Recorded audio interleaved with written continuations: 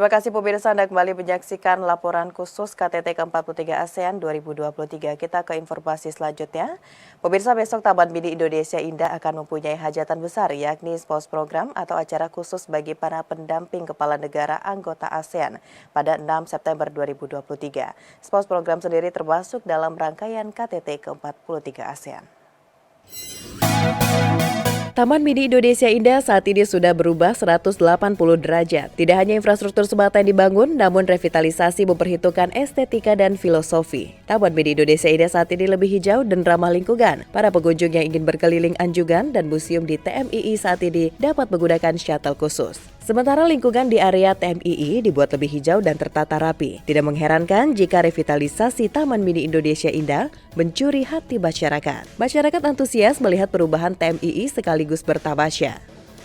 Arsitekturnya lebih fresh dan modern, kemudian dan juga karena di Taman Mini ini kita kendaraan udah nggak boleh berlalu lalang untuk mengurangi polusi, jadi disediakan banyak mobil warawiri di sini supaya pengunjung bisa menaiki mobil warawiri itu dan tidak berjalan kaki.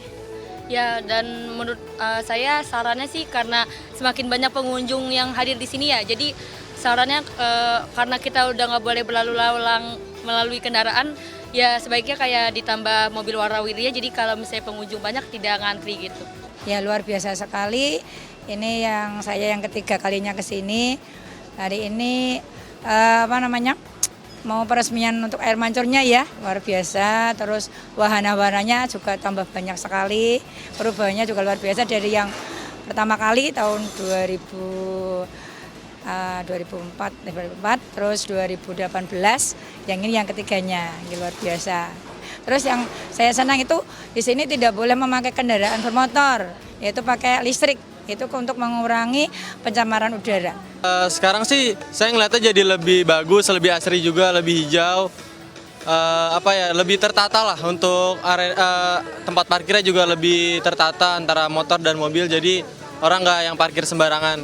Semoga sih kita masyarakat atau pengunjung yang datang ke Taman Mini bisa menjaga lah apa yang udah diperbaiki sekarang. Semoga bisa sama-sama menjaga. Revitalisasi TMII sudah dilakukan sejak tahun 2022 yang bekerja sama dengan PT Injourney. Total anggaran yang dikeluarkan pemerintah untuk revitalisasi Taman Mini Indonesia Indah sebesar 1.000 triliun rupiah. Sementara PT Injourney mengeluarkan anggaran 200 miliar rupiah. Presiden Joko Widodo yang meresmikan Taman Mini Indonesia Indah pada 1 September 2023 lalu menjelaskan revitalisasi TMII dibangun dengan proporsi 30% untuk bangunan dan 70% untuk ruang terbuka hijau. Seluruh bangunan, museum, dan anjungan daerah juga telah dipercantik dan direvitalisasi dengan mengusung konsep inklusif, culture, dan smart.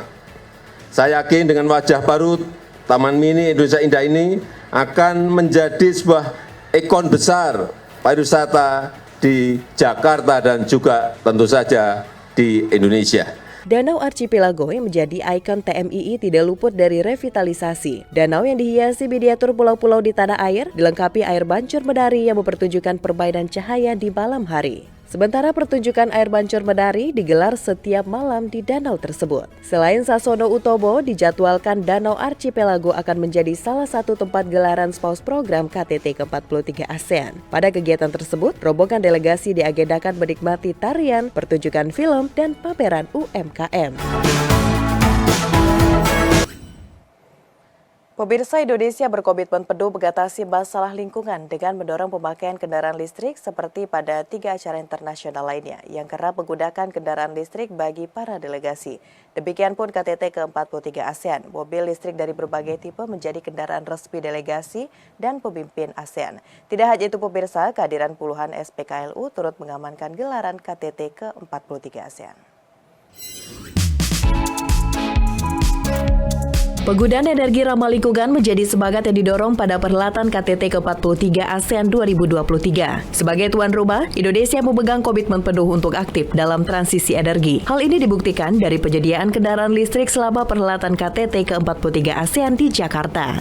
Berbagai jenis kendaraan listrik hilir mudik di area GBK yang merupakan lokasi Jakarta Convention Center venue utama gelaran KTT. Mulai dari sedan, SUV, hingga city car hadir meramaikan KTT ke-43 ASEAN. Untuk mobilitas para jurnalis, pemerintah menyediakan shuttle bus listrik yang dapat diakses di berbagai titik di GBK yang terbagi dalam 4 rute.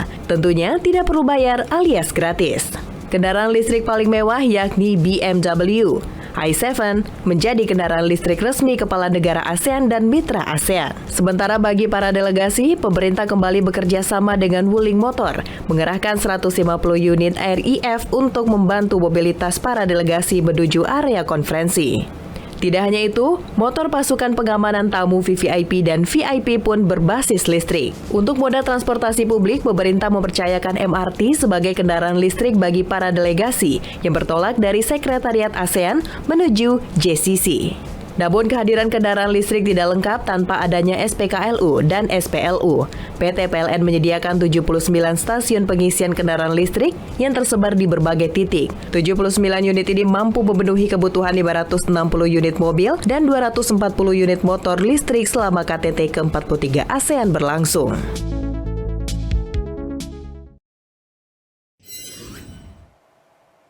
Kementerian Komunikasi dan Informatika berikan dukungan pengamanan frekuensi pada penyelenggaraan KTT ke-43 ASEAN 2023. Tim pengawas spektrum frekuensi radio diterjunkan langsung untuk memonitoring serta lakukan pengawasan penggunaan spektrum frekuensi radio di puncak keketuaan Indonesia ASEAN 2023 agar berjalan dengan baik.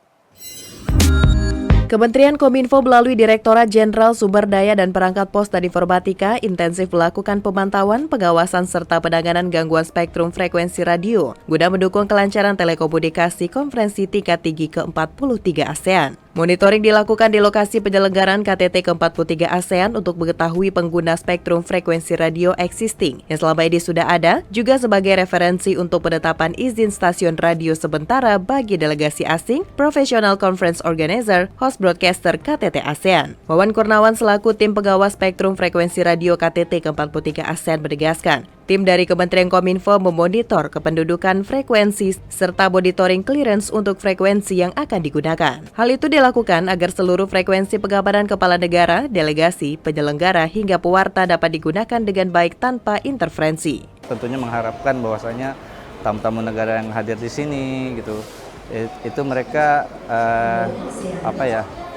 mereka bisa hadir di sini menggunakan spektrum frekuensi radio sebagai alat komunikasi mereka.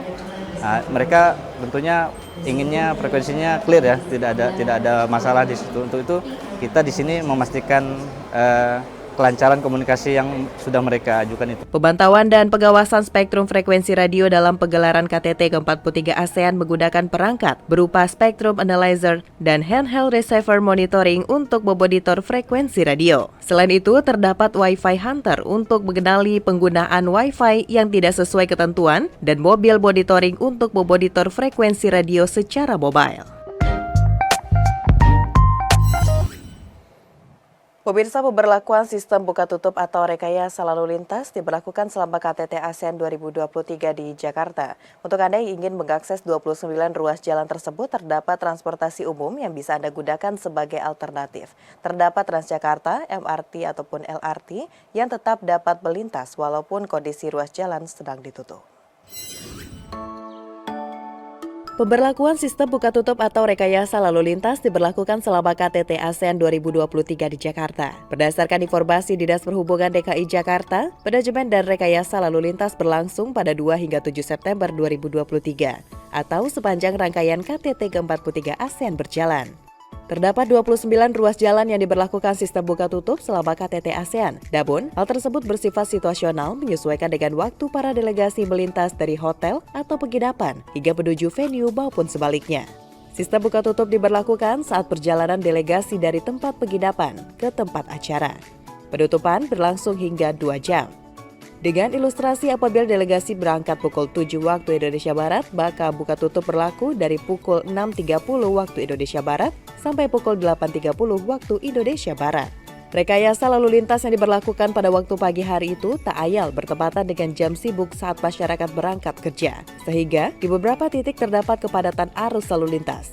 Namun, untuk Anda yang ingin mengakses 29 ruas jalan yang diberlakukan pengalihan arus, Anda dapat menggunakan transportasi umum sebagai alternatif. Terdapat Transjakarta, MRT ataupun LRT yang tetap dapat melintas walaupun kondisi ruas jalan sedang ditutup. Di hari pertama perhelatan KTT ke-43 ASEAN di tanggal 5 September 2023 ini, pada pagi hari ini sudah mulai tampak terlihat di pemirsa, lalu lintas sudah mulai diberlakukan buka tutup bagi masyarakat umum yang ingin melintas.